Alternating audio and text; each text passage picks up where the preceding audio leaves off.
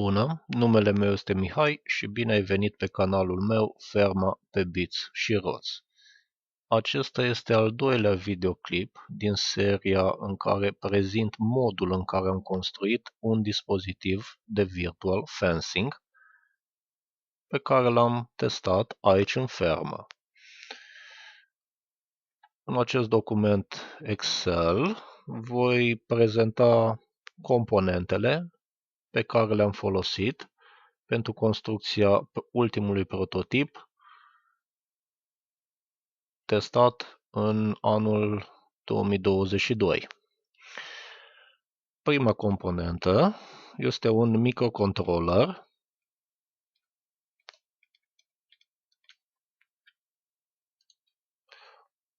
un ESP8266 pe care l-am achiziționat de la Optimus Digital. Nu mai este pe stoc. Nu este necesar să se utilizeze un modul ESP32, deoarece acela este mult prea performant și consumă mai mult curent decât acest modul.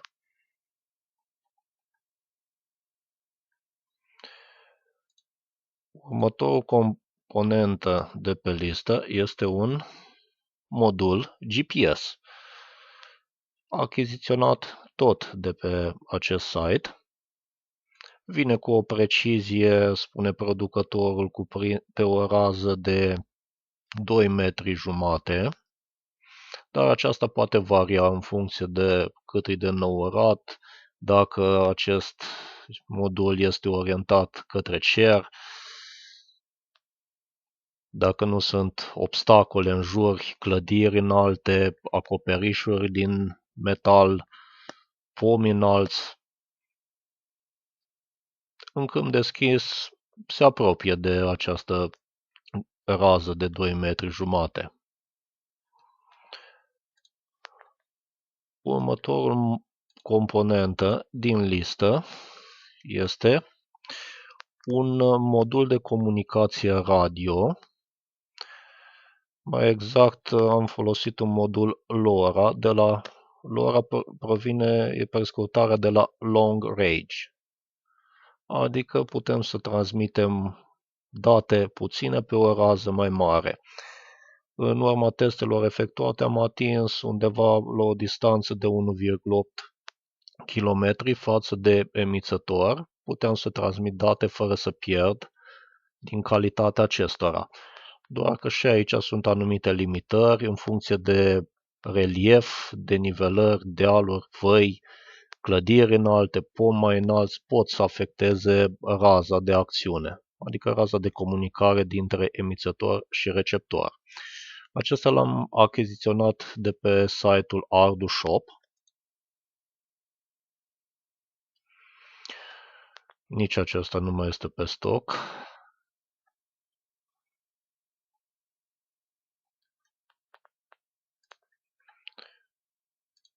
Trecem mai departe. Mai departe am folosit un modul cu 2 relee sau, dacă nu vreau să am elemente în mișcare, deoarece animalul când se mișcă sau fuge pe pășune produce șocuri, vibrații, iar modulul cu relee clasic poate să cedeze în timp. Plus că apare și uzura între contacte datorită închiderii și deschiderii acestora. Se poate folosi pe viitor un releu solid state. Modulul cu cele 2 relee de pe Optimus Digital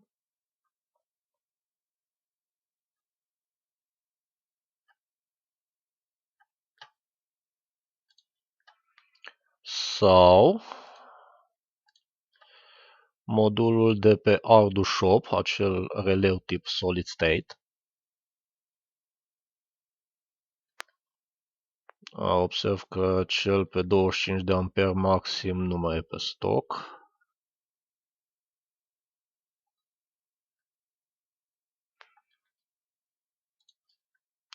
Următoarea componentă de pe listă este un modul cu un buzzer activ. Acesta este utilizat pentru a emite un semnal sonor, astfel încât animalul, în momentul în care aude un sunet sau o serie de sunete într-o anumită succesiune, să știe cum să reacționeze.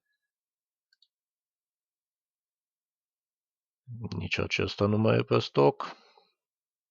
Nu recomand să luați un modul cu buzzer pasiv, deoarece acesta necesită un cod suplimentar pentru a putea să emită sunete.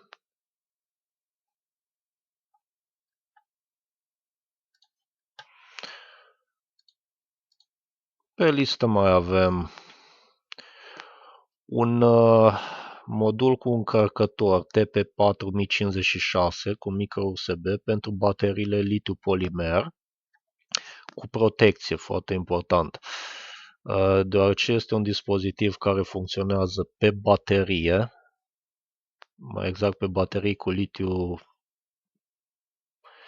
Dacă acestea sunt descărcate peste o anumită limită, se pierde din capacitatea celor baterii, iar în scurt timp acele baterii nu mai pot fi folosite.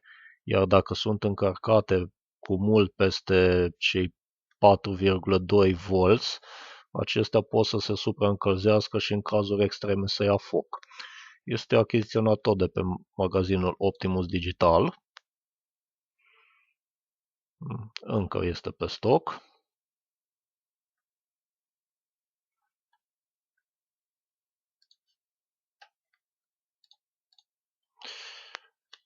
Următorul produs de pe listă este un modul de boost DC-DC. Acesta are rolul de a urca tensiunea existentă în baterie, care oscilează aproximativ de la 2,8 volți până la 4,2 când bateria este încărcată la maxim, la o tensiune de 5 volți, care este necesară pentru funcționarea componentelor. Modulul este cumpărat tot de pe magazinul Optimus Digital. Bineînțeles, ca să mai reduc din spațiu, am renunțat la mufa USB deoarece nu folosesc. Am lipit în locul pinilor niște cablu de legătură. Există și alte versiuni. Aceasta a fost mai ieftină, să spunem.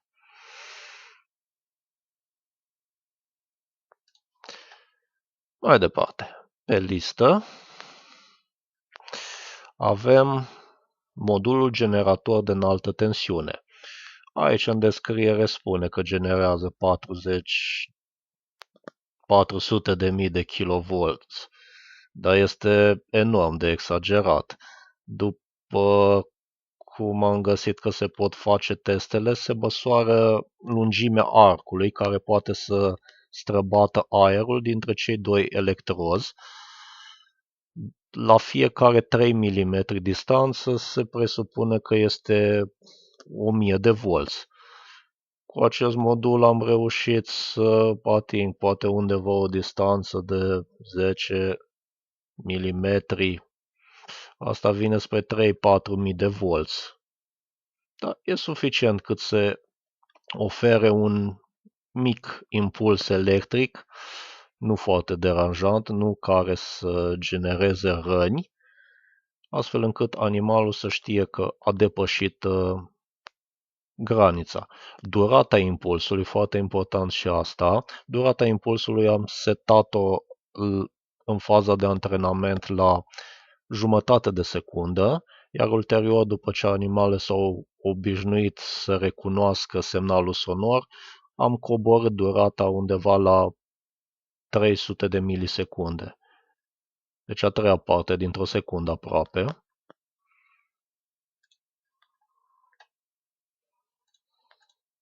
Pe listă mai departe avem baterii 18650 în modelul litiu-ion, 5 bucăți care sunt conectate în paralel.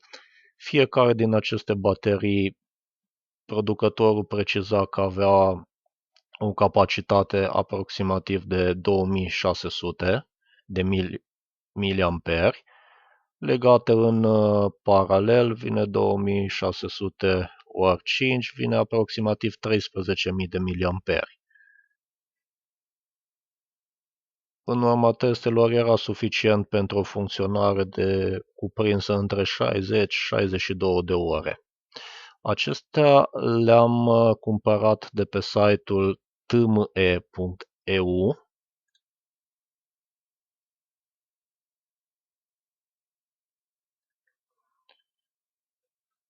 Sunt niște baterii cu o tensiune nominală de 3,65V, dar la încărcare această tensiune se recomandă maxim să ajungă la 4,2-4,21 în cazuri extreme. Deci depinde foarte mult de modulul care asigură încărcarea, iar la descărcare trebuie să nu scadă undeva mai mult de 2,7V, deoarece poate compromite bateria. Acestea sunt capabile să furnizeze un curent teoretic până la 10 amperi, mai mult decât este necesar. Am luat în felul acesta pentru a nu cauza căderi de tensiune, deoarece din aceste baterii sunt alimentate și partea electronică. Următoarea componentă pe listă este un întrerupător cu reținere, luat tot de pe site-ul tme.eu.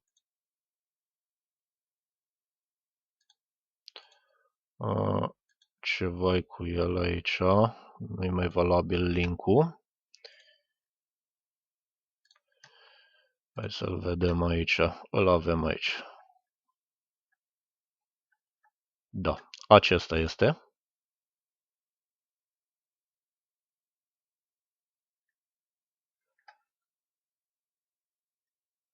Acesta l-am folosit pentru a porni și respectiv opri dispozitivul.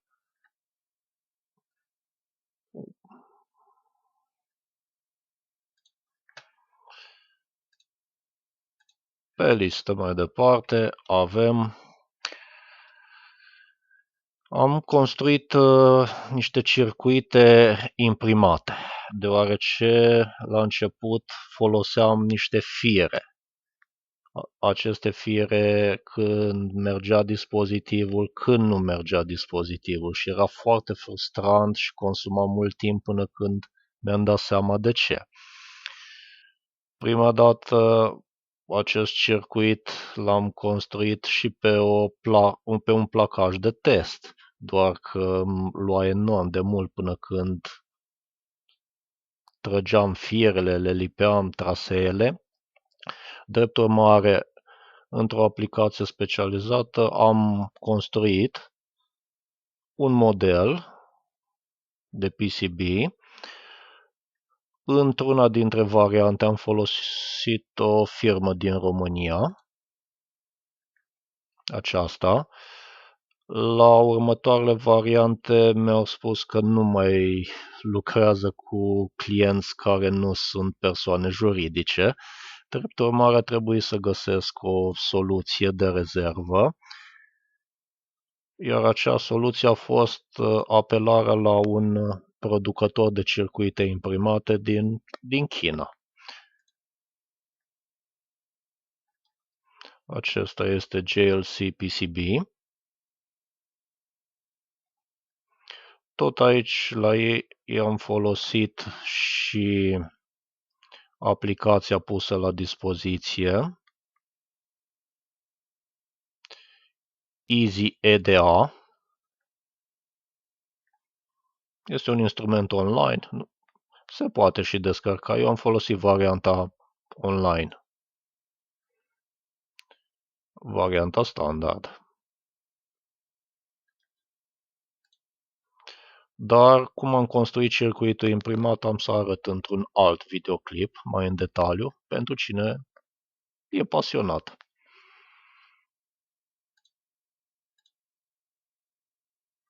Mai există și alți producători în China, nu neapărat aceștia. Mai sunt și alții în Europa, doar că prețurile sunt mai mari și calitatea, din punctul meu de vedere, este asemănătoare pentru ceea ce am eu nevoie.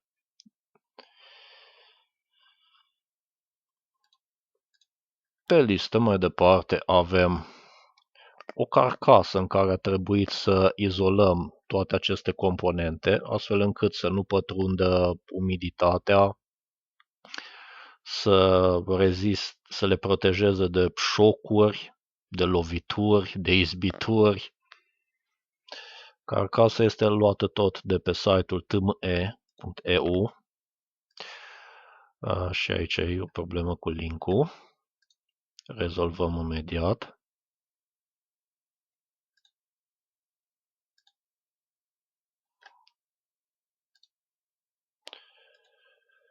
Carcasa este modelul acesta de la Cradex. Am greșit exprimarea.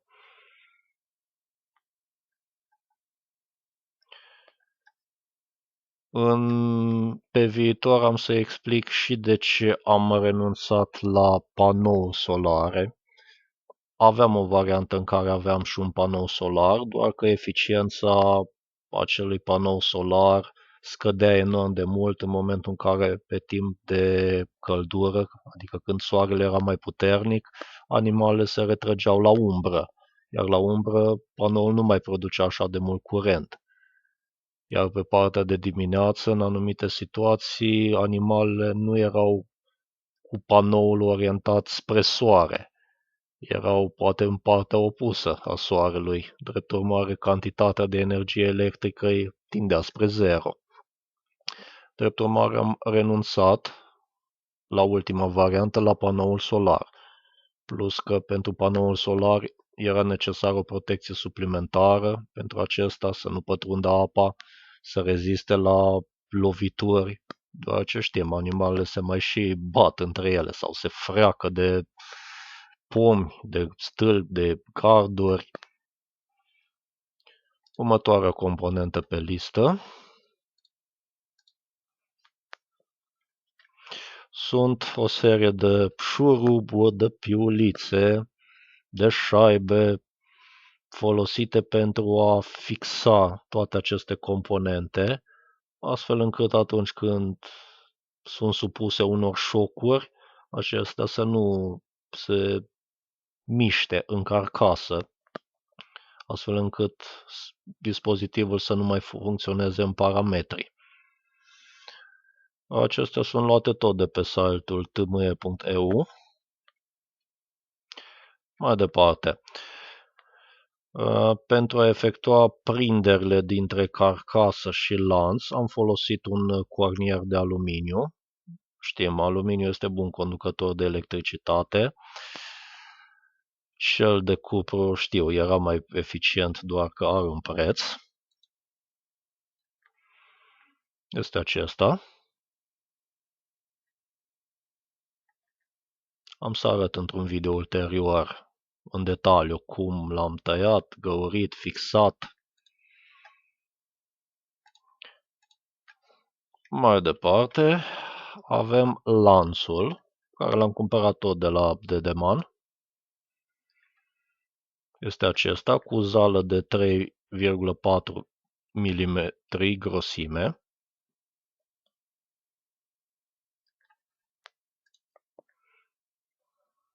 Mai departe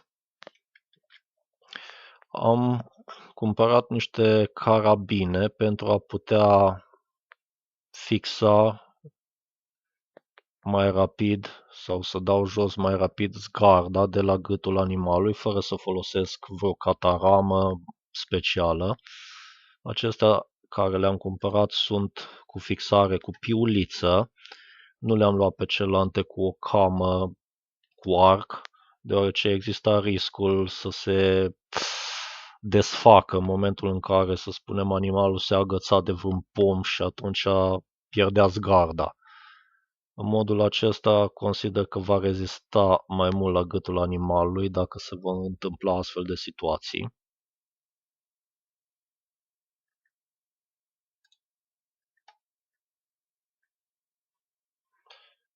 Pe listă mai departe avem o sfoară de polipropilenă. Această sfoară este menită să împartă lanțul, mai exact să izoleze cele două bucăți de lanț. Prin cele două bucăți de lanț va trece curentul electric, deoarece acestea vor fi în contact direct cu pielea animalului. Tot de la Dedeman achiziționate.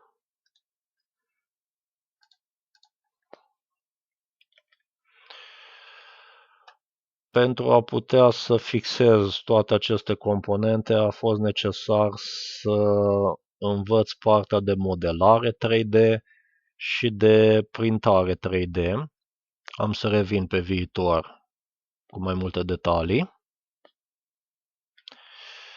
Am mai folosit niște rezistoare, cel de 10 kΩ, respectiv 33 de kΩ, pentru a construi un divizor de tensiune, astfel încât să pot monitoriza tensiunea din baterie, adică să mă apară în aplicație și să știu, de exemplu, dispozitivul 4 are doar 32% baterie, dispozitivul 10 are 11% baterie, să știu să intervin punctual pentru a schimba bateria. Rezistența cealaltă de 8,2 MΩ am folosit-o pentru descărcarea arcului electric generat de modulul de înaltă tensiune, astfel încât să nu interfereze cu restul electronicii în momentul în care are loc descărcarea. Am mai folosit și un condensator de 2,2 nanofarazi, capabil să suporte o tensiune de 2,5 kV. Am considerat din calculele mele rezistă la cei aproape 3000 de volți, 4000 care am zis că i-ar genera acel modul. Acesta l-am cumpărat de pe un alt site, de pe site-ul acesta, Mega Dynamic.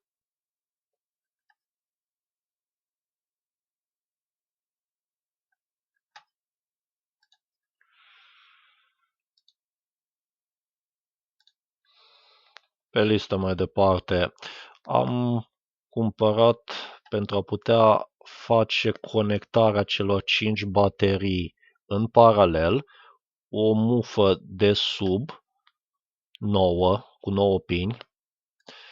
Da. Rezolvăm imediat. Nu merge link-ul. Este aceasta, tip Tata.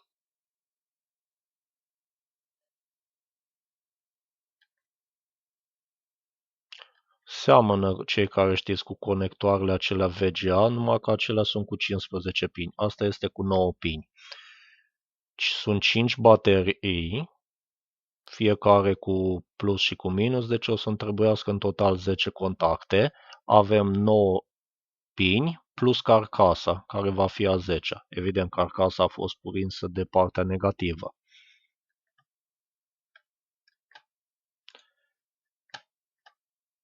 Pe listă mai departe avem,